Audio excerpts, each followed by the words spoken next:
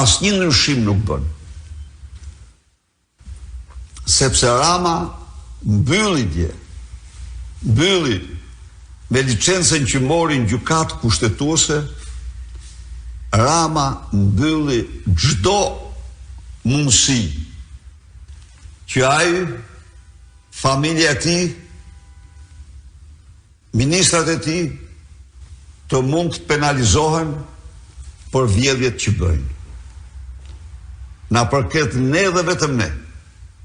Do ta pranojmë një fakt, do të pranojmë se prokurori që kërkoi pezullimin foli me gjuhën e ligjit.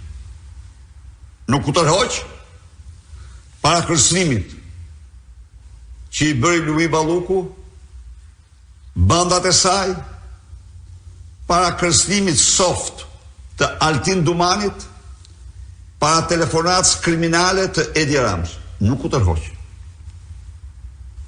Por ky akt i tij u zerua. Po ky akt ama fton çdo qytetar të ngrihet për të mbrojtur jo ligjin thjesht, jo kushtetutën thjesht, për të mbrojtur interesin e tij personal, për të parandaluar vjedhjen e të mërshme që po bën kjo qeveri.